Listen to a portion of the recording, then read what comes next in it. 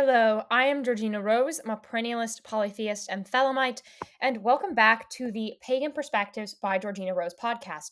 On this podcast, allegedly, we take the mundane issues that we face in our day to day lives and give pagan, esoteric, and metaphysical solutions and understandings to them. Now, with time, the podcast has not remained that. It's kind of become the Georgina yaps about whatever she pleases podcast, and honestly, I'm fine with that. And in this episode, we are doing another yap, and this is basically about the most unpleasant occult rituals. So, I've talked before about the most dangerous occult rituals, and I do think this is a different conversation because danger and pleasantness are simply not the same thing. Right? Like what puts you at peril and what makes you feel miserable or feel bad is not inherently the same, often actually very different. I would argue that on a spiritual level, a lot of these rituals that I'm going to discuss today are actually quite safe.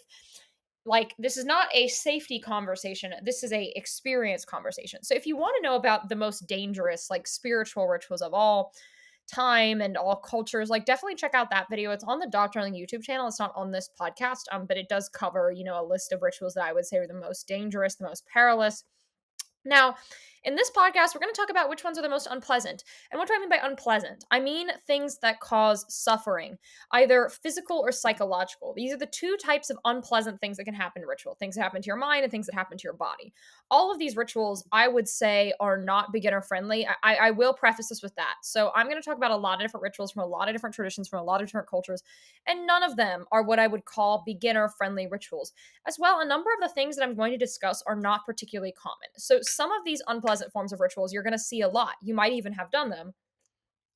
But others, especially the most extreme ones I'm going to talk about, are pretty niche. And I am going to get into some really extreme ritual concepts. So this podcast is going to dive into some darker territory, right? We're going to talk about fasting. We're going to talk about inducing pain in a ritual context. We're going to talk about trauma. So just be aware this is going to be a little bit of a heavier episode just due to the subject matter. But, I'm not going to go out of my way to upset people or make people think about their own pain. But just know those will come up in some details. Of course, I'm not going to, even though I am going to be talking about really disturbing ritual practices, I'm not going to be describing them in graphic detail if I can. Yeah, so let's kind of get into them. I do want to start first with what I would call the physically unpleasant rituals, because that's really what made me come up with this concept. Because I think physically unpleasant rituals are, the ones people immediately think of unpleasant. Um, and I will say one through line I noticed when I started to formulate this list of the most unpleasant rituals is that overwhelmingly the things that sort of fell into this category come from some form of asceticism. So, asceticism is a mystic path or philosophy. It's very common in mysticism spaces where essentially you abstain from worldly pleasure, right? And you engage in a lot of self denial, right? You deny yourself access to the material world, you retreat. And in a lot of people's minds, this is what mysticism is, right? People, when they think of a mystic, they think of this hermit who has withdrawn from the world, who has avoided, all pleasure, avoided all enjoyances, and is focused solely on God. And I will say, I think overwhelmingly the most perilous and the most physically uncomfortable rituals kind of do come from this school of thought. Now, there is another school of thought that also kind of leads people to do painful rituals, and that is the path of transgression. So, what's really interesting here is we're seeing two pretty much opposite concepts that are leading people to causing themselves pain or suffering in a ritual context. There's the asceticism, there's denying the world, there's getting close to God, and then there's transgression. So there's a number of spiritual practices from around the world that engage in ritual transgression. Transgression means to go against, and when someone ritually transgresses, they do something that is seemingly undivine to connect to the divine. This is the origin of the concept of Tantra. Tantra means ritual transgression, and this shows up in many cultures. Of course, it's most famously associated with Tantra, with Vamakara in particular, but it does appear in Western traditions as well. Many traditions use transgression. They will have you do a ritual in an unpleasant place, or they will have you say something that's seemingly not divine in the ritual to basically transgress. And when you do this transgression, you're acting against your mundane interest, and you are sort of finding God where God seemingly does not exist. That's kind of the theme, right? Like if you're doing a ritual in, say, a ditch or a graveyard, you're doing that there to show that even in a, profane and horrible place, there still remains a bit of God. So you're seeing actually two pretty much polar opposite ideas coming into play. Because with asceticism, you're retreating from the world to get closer to God because God is detached from the world. And then with transgression, you're really acknowledging God is everywhere. God is even in places of miasma, of rot, of decay, and of suffering. And I don't think you need to choose one of these paths. I think they both actually can be valuable and can hold divine insight. I don't think either is inherently wrong. But I will say these two thoughts are what can lead people to do physically unpleasant things. So I am going to start with, the most common form of physically unpleasant ritual that you will see, and that is fasting. So I have a Patreon video, I think, on fasting. I know I've done a video on fasting at some point. I don't know if it's public or not, but I'm basically going to repeat everything I said in this video here. So, if you haven't seen it, you don't really need to have seen it. Fasting is withdrawing, fasting is avoiding, and fasting is denying the self. Most frequently, fasting is associated with food. And typically, if you hear the word fasting with no other context added, it is referring to food. Fasting is avoiding food as a sacrifice or for an act of purification. So, with fasting, that can appear in a lot of different ways. The most famous fasting worldwide is the Islamic fast during Ramadan. Ramadan is a holy month within Islam, and the way that Muslims fast is from sunrise to sunset. They do not eat and they do not drink. Nothing at all, not even water. No eating, no drinking from sunrise to sunset. Now, depending on where you live in the world, that is of varying levels of challenge, right? In some places, that's like 8 hours, and in some places, it can be, depending on the time of year, since Ramadan is not, fixed in its time of year, as Muslims use a lunar calendar, that could be up to 17 or 18 hours, right? So this fast is very, very physically challenging, and it's most people's general concept of how fasting has to be. But this is not the only way fasting looks, though this type of fast does appear a lot.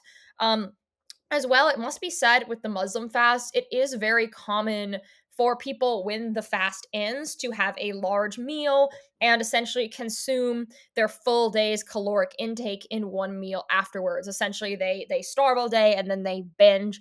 This is obviously physically unhealthy, but that is often what happens. There have been some criticism raised against the feast after the ending of the fast in Ramadan, like that it essentially kind of cancels itself out, or that having your most indulgent meal every night is kind of ironic when you're supposed to be depriving yourself. As well, there is one implication in the Muslim fast that doesn't appear in other fasts, where it does have this argument for it, that like part of the reason you fast is so you have like empathy with poor people and like impoverished people. I haven't seen a single other spiritual tradition ever raise that idea, but this does get brought up in a Muslim context. So yeah, sunrise to sunset, no water, no food. Now, I will say the no water thing is also very distinct to Islam. Most fasting allows you to drink water. I would say the most common, fast you'll see in paganism or Western esotericism is essentially like fasting for a certain amount of hours before you start your ritual. I know for Catholics, you're supposed to fast about an hour or two before Mass, before taking the Eucharist, like on a regular basis. And yeah, the fast does purify because you're denying the body and you're focusing on something higher. You're focusing on God. Now, there are other ways to fast besides full deprival of food. A way of fasting that shows up in some Western ceremonial magic is abstaining from pleasant food. So you'll see, if you ever have seen someone or known someone who's done the Opera Melon ritual, the Opera Melon ritual is this very like infamous and popular grimoire that is kind of most people's idea of how you connect to the holy guardian angel. It's this, multiple month process where you retreat from society, you disconnect from everything, and you focus solely on this ritual and on purifying yourself and being ready to have knowledge and conversation with your holy guardian angel. And a big part of that is fasting. But since this is a prolonged period, you're not doing like a Muslim style fast. You're doing a fast where you just basically eat like bread and rainwater, essentially. Now, that's a bit hyperbolic, but you get the point. Like, you eat like bread and water, and that's about it. Like, you eat your essential nutrients, so that like you're healthy, but you're avoiding like the pleasantness of food, so you can focus on the purity of the divine. Now, another way fasting can show up is avoiding specific types of food. The Lent fast in Christianity, very famously, have you avoid all meats except fish. I will not give it to the Catholics that fish is not a meat. I think it is just a different type of meat. Now, technically, according to Catholicism, fish is not a meat. Now, I don't think that makes any sense, but that is their belief. But you do see the no meat thing pop up a lot. A lot of Eastern esoteric traditions also have you avoid meat, some in perpetuity, some forever, because eating meat is impure because you're eating the life force of another animal. You're taking their life for yours, and that may have karmic punishment. I think the no meat fast is a good way to fast, actually, because it basically forces you to sacrifice something, but it doesn't put you like in physical risk. One of my big criticisms of fasting is the reality that it is physically hazardous for a lot of people, right? Now, if you're a man and you're in good health, like fasting probably won't do anything to you. But if you're a woman, I mean, it's well known that even intermittent fasting is really bad for women's hormones. It can disrupt fertility, it can disrupt menstruation. So, for women in particular, I'm kind of skeptical of fasting. Especially there's certain life phases, like if you're pregnant or whatnot, you should not be fasting. Even Islam admits this. But yeah, I mean, it's worse for women hormonally and health wise. I also think with a lot of people, fasting can become dangerous really fast, and that it can create basically unhealthy ideas about food. I have known people, unfortunately, who have done ritual fasting and then have had eating disorders develop, or disordered eating, or like, relapse into anorexia or something. If you are starving yourself for you know, essentially for a disordered reason, if you are fasting for a reason other than that divine like sacrifice, you're not doing it right. Like that's the thing, is if fasting makes you develop all these other thoughts and complexes and all of that, like it actually becomes counterproductive, because having like a disorder like that is negative for you spiritually. Like, not to be harsh, but it is. Like, it's you can't really reach the highest divine heights when you are trapped in the prison of an eating disorder, right? It doesn't work that way. It just, you can't do it. You need to recover in order to have spiritual success. So if you have an eating disorder or have a history with one, I don't think you should ever fast. Actually, maybe you can fast from meat, but I don't think you should do full on food fast. And if you think you're at risk for that, say you have like a bad relationship with your body image or something, you shouldn't do it, because it just would put you in so much spiritual peril. I think fasting is higher risk than I think a lot of people give it credit for. As well, it can disrupt your blood sugar. It can lead to fainting.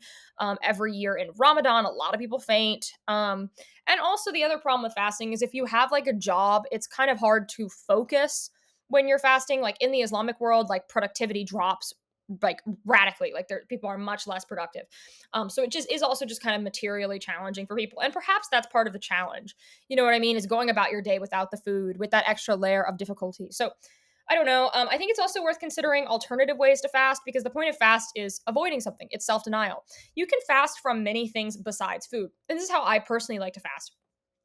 You can fast from avoiding technology. I think that's a really powerful one nowadays. We're all on our phones all the time. I mean, you're engaging with technology if you're listening to this.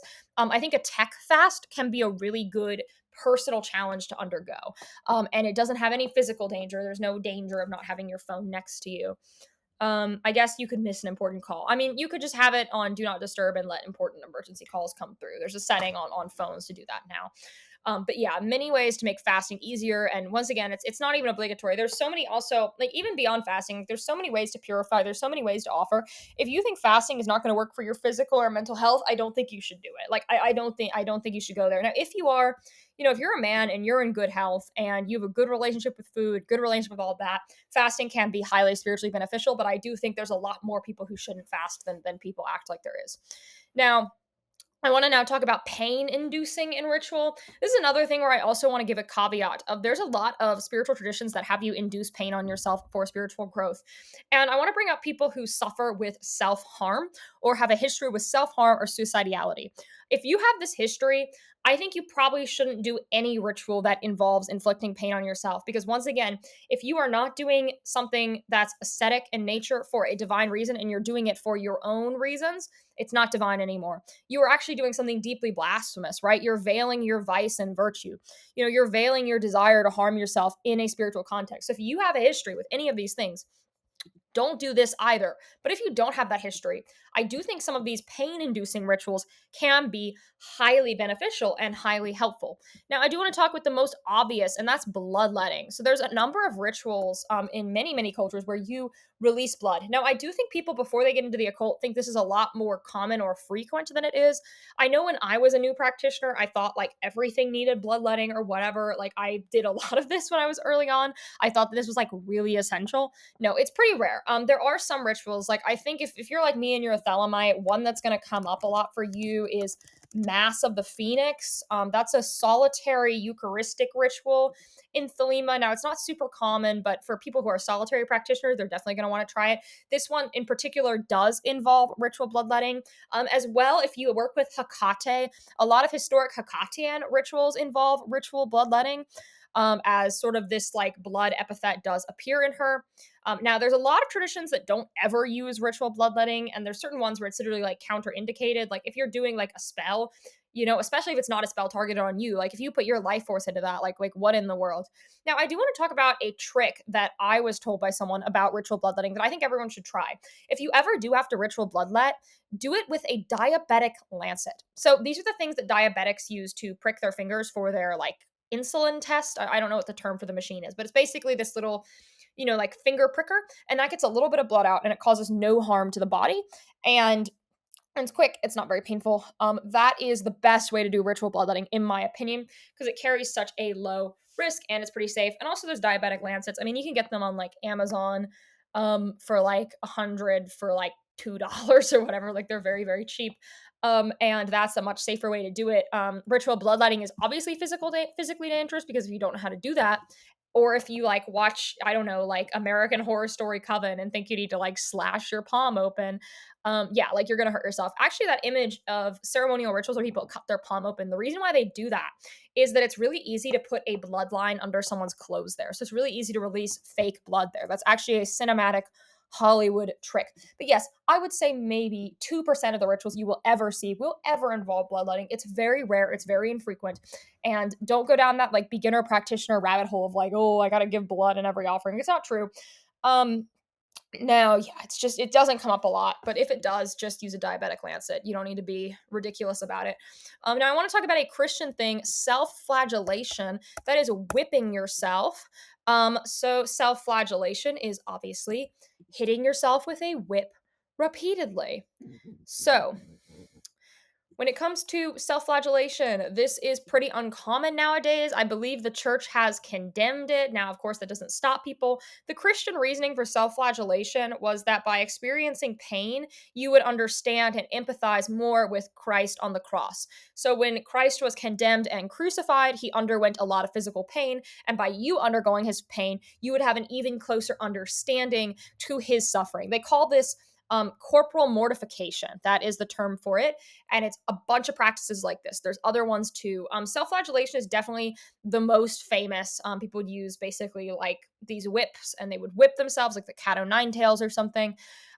Now, nowadays, you rarely see this in Christianity. Now, you do see in some Wiccan rituals the sort of the same implement being used, but it is not used in a self-flagellation context. Like you'll see, it'll be called typically. I think they use a different term for it. They don't call it like a cat o' nine tails. They call it a scourge, I believe. Yes, it's a scourge. And people don't typically really like use it like that. Like they're not self-flagellating. They typically it just sits there. It's very rarely even used. It like is representing a metaphysical concept. So yeah, in a pagan context, you're pretty much never going to see self-flagellation. That's a Christian thing, and it's an outdated Christian thing. Now I'm sure there's some Gnostics who get really into it or something. Like I'm sure there's someone out there who like really, really recommends self-flagellation, but it's pretty rare. Now I have seen in some modern fringe practices people lightly hitting themselves with a whip to enter into a trance state. Basically, they do it so light that it's not causing pain or blood or something, like just very, very lightly. And I guess that's fine. I don't know. That's pretty rare though. I don't see that a lot. There was another thing Christians did called hair shirts. This is basically where you wear a scratchy shirt made out of hair to once again understand the suffering of Jesus. Kind of the same thing. I don't know if that's commonly used anymore. I mean, I'm sure there's someone on Etsy selling it. There's everything on Etsy. There was another tool they used called the Salice. This was in specifically the Opus Dei, which is like a Catholic initiatory order where they take this like device. It's essentially like a chain that has pricks, and you strap it to your leg and you wear it all day, and it pricks you. And it leaves these like marks on your legs. That is actually, I mean, I think it is actually still in use by the Opus Dei. I mean, I know they're in production. I know people still talk about them. So it is speculated that modern Opus Dei members probably still wear a cilice under their clothes. They wear this under their clothes literally like for at least, I think it's at least 4 hours a day they have to wear this. That's very extreme even by Christian standards. Now, one thing that I do see Christians do that I do see some pagans do is kneeling on the floor. So if you kneel on the floor with nothing underneath it, that's unpleasant, but it's not going to cause you a lot of pain. I have heard of Catholics being given this as a penance in their confession by like more rigid and more harsh churches. Now, I have also seen this in ritual, though. I have seen people in pagan rituals do this type of practice. Now, I like this one because it allows you to endure and push past and offer that suffering like as a offering without, actually causing real material harm for yourself. Of course, if you have a knee condition, then yeah, it's really bad. But if you don't, I mean, that's a good way to push yourself. And I don't even think you should do it for that long. Like, if you meditate in a kneeling position for even a couple minutes longer than is comfortable, like it does that effect of giving that as an offering, helping you understand and showing you, your strength, your ability to push through. I think that's a good kind of risk avoiding option. Now, in Eastern traditions, you do see like nail boards, or people like meditating on essentially like acupuncture foot boards or acupuncture kneeling boards or kneeling on nails. Kind of similar. That's less about, obviously there's nothing about, I mean, we're talking about Buddhism. There's nothing about like empathizing with Christ. Like at this point, we're talking about like entering into a trance state, overpowering your limitations. You're showing your focus, your meditative zen is so strong that even in a state of pain, you are not distracted. You're so, so united with God, such in a state of union that even being in pain, even being on nails does nothing to you, right? You're stronger than it. Your will is stronger. And this is also where you get ideas like walking over hot coals. You see that in some Eastern traditions as well, where you'll walk over hot coals. I'm sure you've seen that depicted in movies at some point. And that is once again, yeah, showing the power of a trance state, showing your ability to walk through it, to push through it, to get through the pain and override it with your will and solidify the strength of your will, the endless potential that you internally possess.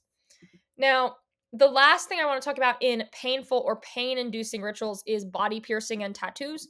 So, tattooing was originally a ritual concept. Of course, in our modern culture, tattooing is like an aesthetic thing. It's to seem like cool and trendy and alt or whatever. Like tattoos are really mainstream. Millennials are supposed to be the most tattooed generation. I think like I don't know what it is. It's like 40% of or something like that. I mean, I'm guessing that number. I read this article like a year ago, guys. I'm not 100% certain, but I do think it's north of a third for sure. I think it's north of 40% of American millennials have a tattoo. Like tattoos now, we don't even think of as like a pain inducing thing. We think of it as like an aesthetic choice, right? Like it's not understood of as a ritual. But historically, tattooing has been a ritual. Tattooing was not something you did for fun. And when you think about the mechanics of tattooing, you can see why. When you're being tattooed, there are a bunch of needles. I mean, in the past, it would have been one needle, but nowadays with tattoo machines, I mean, it's like 1 to even more than 20 needles, right? That are going in and out of you. And while they're doing that, your blood is being interacted. And what is blood? Blood is life force. And then a symbol is being permanently sort of carved into your body. It is the permanent marking of the exterior shell, the flesh, with an image. And that is very much understood to be a binding, right? That is blood binding yourself to whatever image you are putting on your body. And so we have, archaeological evidence of people with tattoos going back into, pre-antiquity, right? We find corpses and skeletons with tattooed markings onto them.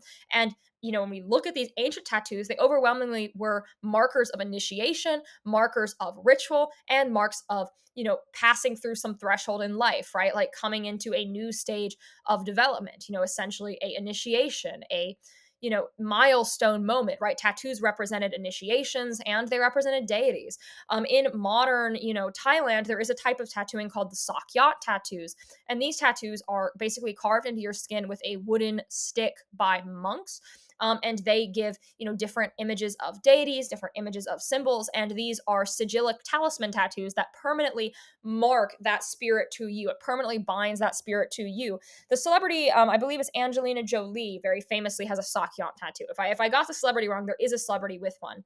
And these are these very intricate, Thai Buddhist tattoos that are basically permanent talismans. And that's how tattoos were viewed historically and are viewed in a ritual context. That's why you'll see many modern pagans and occultists with various symbols, like, say, runes or deity symbols, or, I don't know, like a unicursal hexagram tattooed onto them. It is a binding, it is a promise, and it is a ritual marking. Now, this does mean, and this is a bit of a tangent, but it is worth exploring. Anything you have tattooed on you is bound to you in a spiritual context, whether you intended that or not, because once again, there is no separation. So I would urge you against tattooing the Three of Swords or a Goetia sigil onto your body, or an image that you aren't aligned with, right? When you're thinking about tattooing, you really want to put something on you that you want that spiritual meaning on you forever, right? You maybe don't want, like, I don't know, fuck you mom tattooed on you or something, right? You really want to think about anything you're permanently marking onto your body, because there are spiritual ramifications. Even if you're tattooing, say, something as simple as a cherry symbol onto you, the spiritual correspondence and metaphysics of the cherry are now permanently binded to your body forever. So just really think carefully with tattoos. If you have tattoos, definitely think about what they mean, what that implies for you. Like, it's really common for people to tattoo a snake on them, and little do they know, that is tattooing the symbolism of the snake, of the trickster, of the hidden knowledge, of the forbidden knowledge that is now permanently bound to the self. And tattooing was very much understood to be this in the past. Now, modern tattooing is less brutal than historic tattooing on the whole, because modern tattoo machines are faster, but there are still people who get hand poked or traditionally done tattoos, and those do hurt quite a bit. As well, you do see, in especially like African religious cultures, you'll see scarification done, which is basically like, literally carving symbols into the body. Same concepts apply there, but of course, there's a much higher physical risk there. Now, piercing does show up in some cultures, specifically in the Hindu traditions. Women often pierce, I believe it is the left nostril, with a nose ring, because that point is basically a physical point that represents the female reproductive system and the feminine energy in the body. And so by piercing something there, that is connecting you to that feminine energy. As well, it would be noted that the right nostril is then the masculine point. So if you were to pierce a right nostril, you would be then inviting in masculine energy and bringing masculine energy through the body. Basically, any system where there's a bunch of energetic points around the body, if you pierce on that point, you are then activating that point and activating that energy in the body. So typically, ritual piercing is used as a form of activation, basically to activate specific points. And there are, kind of modern, alternative health things that come off of it. There's a new thing where people are putting these little small clamps on certain parts of the ear, to basically like make the face, reduce its fluid and look better and whatnot. So yeah, I mean, this idea has really translated into modernity, even if people are not aware of it. Like, a lot of people have the Hindu nose piercing, just thinking of it as cultural, but little do they know that has a very mystic root. Anywhere on your body is pierced is activating a point, because of course we know there's the physical body, and then there is the energetic body, the body of light. And so everything is affected by the other things. So, think about what you're getting pierced, because that's now more attached to you. Now, I want to talk next about psychologically unpleasant rituals. So we've talked about physical suffering. Now let's talk about mental suffering. So the first psychologically unpleasant ritual that you will ever hear about is shadow work. You've probably heard a lot about shadow work if you're on the occult internet. So shadow work is a term for integrating the shadow. This is a Jungian concept coming to us from Jungian psychology. The shadow is the repressed self, the hidden self, and shadow work is diving into the unconscious, understanding it, and then integrating it so you have control over the whole self. There's many rituals and many techniques that explore this idea. And you can explore it in great depth. You can explore the many parts of the unconscious. Jung had a lot of theories about all the different things that are in the unconscious, like the anima and the animus. Like, there's many things to explore in the subconscious. Basically, these rituals, you're diving into the shadow, the repressed, the things that make you flinch, the things you hide from, the things you run from. And that's psychologically unpleasant because it's facing the dark. That's not easy. It's not easy to look at the parts of yourself that you want to pretend don't exist. The parts of you that are hard, that are dark, that are uncomfortable, that are painful. But in these rituals, you have to, and that's inherently going to carry a lot of risk. There's actually been some criticisms of shadow work that basically people are blanket recommending shadow work to everyone, and I know I've done this a little bit, so apologies for that. But basically, it's like people are just saying do shadow work and they're not giving context. And for people who have, severe trauma or something like that, like shadow work can be very disruptive. And I would say that is true. If you have severe PTSD or CPTSD, say you have child abuse in your history, child sexual abuse in your history, something really, really harsh and painful, doing shadow work without preparing for it could be really disorienting or really messed up. I mean, you might want to like have help from other people if you were going to do shadow work or have a lot of grounding mixed in. I don't think people who have traumatic past should avoid shadow work, though. I think some people go really far with that and say, well, if you have trauma, you shouldn't even do shadow work. And I don't think that's the answer. I just think you need to be slower with shadow work. In fact, if there are things in your shadow you haven't faced, you might even need to do it more than the average person, but you need to go slower. You need to go in with more caution. You need to not, rush the shadow work process. You need to allow it to happen at the speed it is going to happen and not, jump into it without being fully prepared. Like you just kind of want to spend even more time than other people would preparing for shadow work and getting ready for shadow work and sitting with shadow work, right? You don't want to rush that process because I do think if you have really heavy stuff in your shadow and you just dive into it without any preparation, that can be very, very disorienting. One particular shadow work technique, I'm going to say technique because there's multiple versions of it. Um, and you see a bunch of different versions, but basically it's like there's a couple techniques where you essentially you dive and you like relive your worst moment, your worst memory, like you go back into like the hardest part of your life and you like relive it and you allow yourself to intentionally relive it until you're desensitized to it. This is honestly kind of the foundational idea of like modern therapeutic techniques like EMDR. Basically, yeah, like you relive your worst memory until it's, you've made peace with it and until you're ready to move along.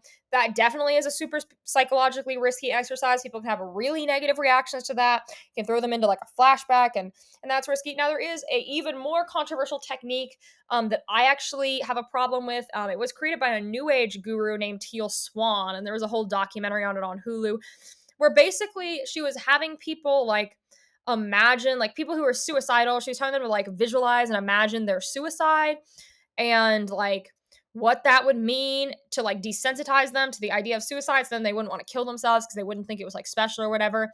I think someone, I don't know, I don't actually want to say that. I think I've heard rumors that has made people more suicidal. I think there was some claim at some point that someone did kill themselves, but I don't really want to say that because that could be wrong. And I don't want to like libel someone by accident. So I'm not sure if that is true, but I do know that some people did talk openly about how this gave them negative ramifications. I don't like this exercise. I don't think this is psychologically good. I would say this is a very dangerous exercise for no reason. Yeah, don't do that. I genuinely think that's a bad idea straight up. Now, the next thing, and this isn't really like whole rituals. This is like an aspect of rituals, especially if you ever do like a ceremonial magic initiation. And that's like sensory deprivation. So that would be like blindfolding, tying hands together, that kind of stuff. The thing you'll see the most is the blindfold. Blindfolds are used a lot in Western ceremonial magic, especially in anything that has a Freemasonic origin. You'll see blindfolds used extensively. This is used to basically disorient you and make you feel, kind of, it's disorientation, right? Make you feel like you're entering into some new space, create different emotions that they're trying to stir in you. I don't really think this is that psychologically risky, but it is unpleasant. Like this is in the unpleasant category. Like, being blindfolded doesn't feel great. It's not a good time, but it does come up in initiations, and you'll see it a lot. And you actually even see it in self-initiations, right? A big thing you'll see in self-initiations is putting on a veil and then removing it.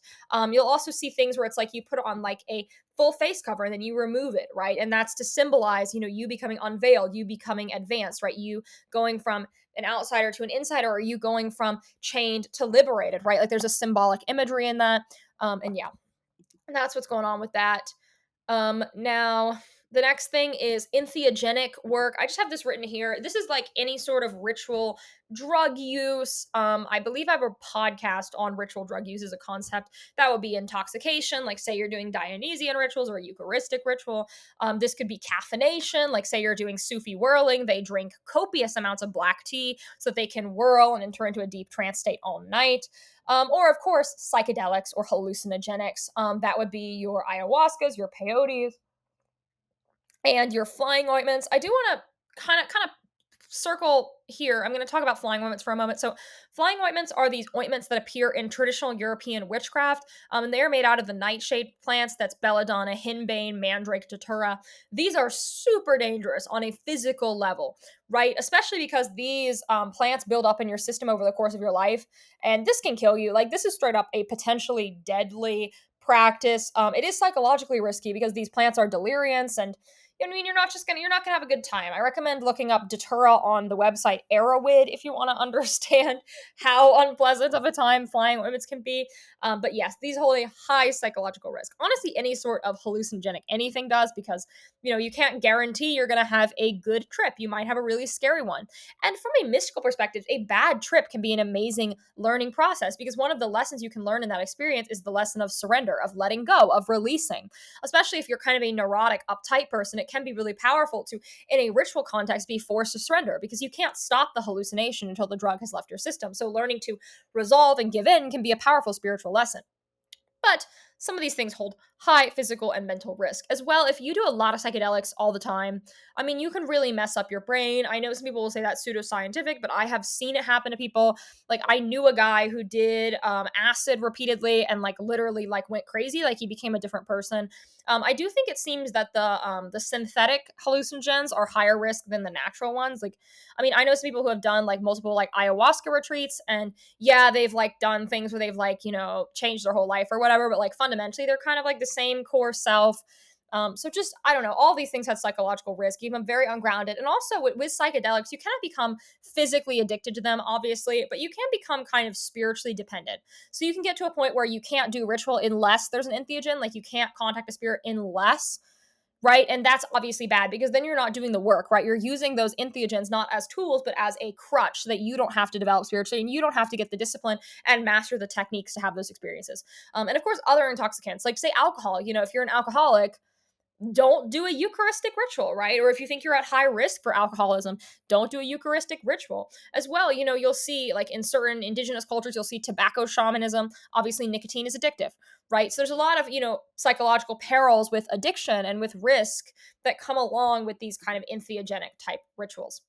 Now, the next thing that is psychologically unpleasant is Enochian. Enochian is a type of angelic magic from Western ceremonial magic. And Enochian is really intense. If you've ever done an Enochian ritual, you'll know what I'm talking about. Like, Enochian is so it's just hard to describe. Like, Enochian is a really intense system, and it's recommended as an advanced system. Like in the Golden Dawn, it's like the last thing they teach. Every time I have done Enochian, I have like been sitting with it for months before I've wanted to do it again. Right? Enochian is really intense, and if you do Enochian like basically in quick succession, you can go crazy. Like, I have seen people go the craziest from Enochian. Like, in my experience, talking to a lot of occultists, being a part of groups, interacting with people in group chats, like the thing that seems to unground people the most does seem to be Enochian. Now, I think Enochian is beautiful and a great system, but I do think you shouldn't do. This is my rule that I've come up with that's not based in anything but my own observations. I think one Enochian ritual a month maximum is a pretty good like rule of thumb. Like, don't do more than one Enochian ritual a month. Now, even further out could be good. Honestly, like, I think Enochian should be spaced out. I do not think Enochian should be a daily ritual. Now, if you're doing something like calling the Enochian watchtowers as a protective ritual or whatever, I don't count that. I mean, like, doing a call of the Aethers or something. Like, I think that should be spaced. And if you are doing, you're surfing the Aethers, like, that should be done as an initiatic sequence over a long period of time. Like, once a month, each Aether until you get through them is a pretty good, like, path for that. Now, I've also noticed gematria can make people go really crazy. I don't know particularly why, but like numerology and gematria seems to make people get really weird. Like, they'll think they've like cracked the God code when they learn a little bit of gematria. Just avoid doing that. Don't drive yourself crazy. Don't like think your Chipotle receipt is like proof of something. Now, if you get a synchronicity, like, this is the problem with gematria, is a lot of synchronicities do come in the form of gematria, but you can then start like seeing synchronicities and everything and kind of getting ungrounded and detached. I mean, generally a big mental risk of esotericism as a whole is basically becoming ungrounded, so just avoid doing that. Now, the next thing that's psychologically unpleasant is rebirth rituals. So rebirth rituals are really intense rituals that end your current life and start a new life. They are really, really intense. They are like initiation level, and they completely turn over your life into something new. Obviously, these are mentally risky because they completely burn your life down. Fundamentally, I did a rebirth ritual about a year and a half ago now, and it was the most effective and powerful ritual I've ever done. But what happened afterwards? My entire life changed. My life is unrecognizable to where it was before the ritual. And I actually wanted that effect. There were things I was doing and living with that were not in alignment with my true will. So that's why I called in that rebirth ritual. The rebirth rituals, if you do not want the full hit of a rebirth ritual, I don't think you should do them. As well, there is a specific type of folk magic that seems to have a lot of psychological risk for people, and that's a run devil run working. So a run devil run working is where it's like a folk magic thing where you burn down this candle for a certain number of days and it banishes the devils in your life, which are basically all the people around you who are snakes. Now, what happens when people do this is basically a bunch of drama blows up and all those people leave their life. So it does get rid of people who were never your real friends, but this, without a fail, creates a bunch of drama in someone's life for like a month. It makes them have a hell month. And granted, they do discover who their true friends are, so the working does work, but I've always seen people who do run devil run workings invite a lot of chaos into their life.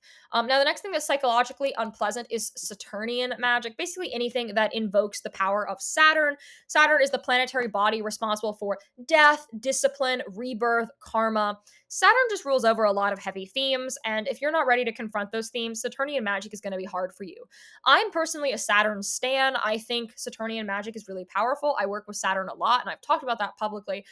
But going into Saturnian magic is hard. Now, you do get used to that energy, and you do sort of, with time, develop an appreciation for Saturn. You're like, oh, Saturn is why I have boundaries. Saturn is why, I can do anything. Saturn is what gives me control. But at first, when you first encounter Saturn, it's really rough. Now, the next psychologically unpleasant thing is any sort of ritual that requires you to hermit, so to withdraw from society, to take a oath of silence, right? Anything that requires you to like completely withdraw socially. And there's so many things that fall under this. Like there's them in every tradition where you just basically have to retreat, go inwards, maybe even not talk to anyone, maybe even do, there's certain meditation retreats, vipassana retreats where you spend like 10 days like not talking to anyone and only meditating and doing nothing, stuff like that. This, if you're just not in a good mental state, can cause distress. It can also make people feel really kind of weird and isolated, especially ones that are less like that and more like there's some traditions that have you like retreat from society and live like a monastic life. I mean, look, we all lived through the COVID quarantines, so we've all kind of microdosed that experience.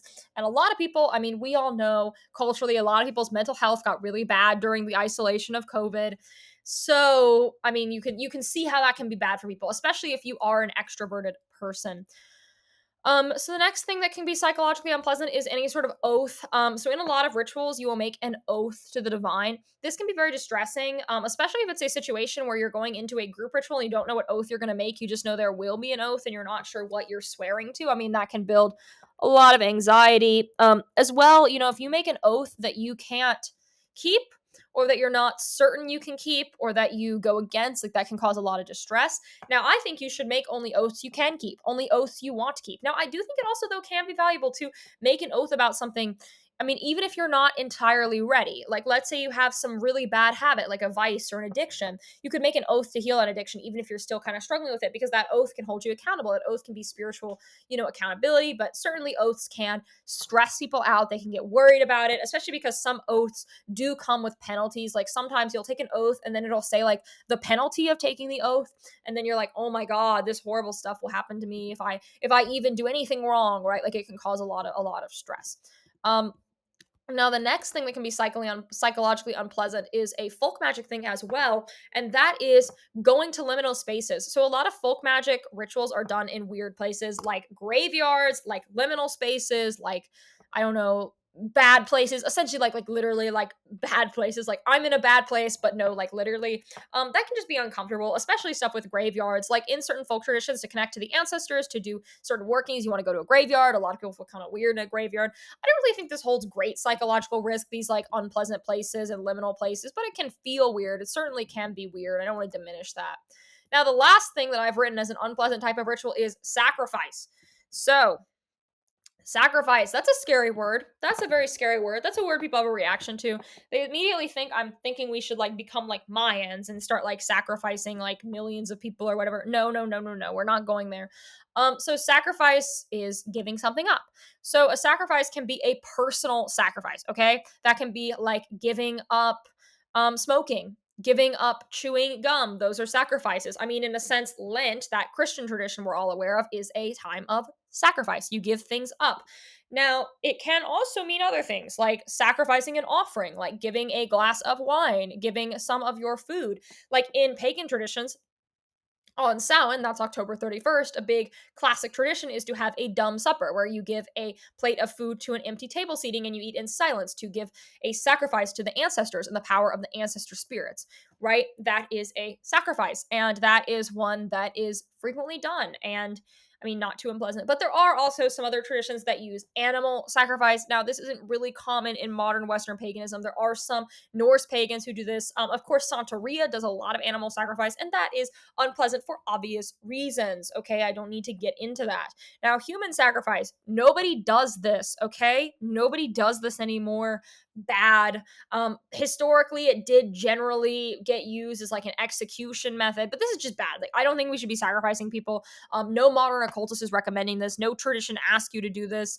Yeah, so just that's off the table. That's not even coming into conversation. Animal sacrifice does sometimes happen, and I will bring up that most people who do animal sacrifices do tend to eat the animal afterwards. Not always. I think if you're not eating it afterwards, it's kind of fucked up because I think that's kind of like wasteful and terrible. But if you are eating it afterwards, I mean, I eat meat. I don't really think I have the moral high ground to judge a practice that's fundamentally probably actually more ethical than the meat you get at the supermarket, right? If you buy meat at the supermarket, you're probably supporting worse evils than the Nordic pagan guy who like killed a deer and sacrificed the deer and then ate the deer with his family at night, right? So all of that gets complicated, but once again, not obligatory.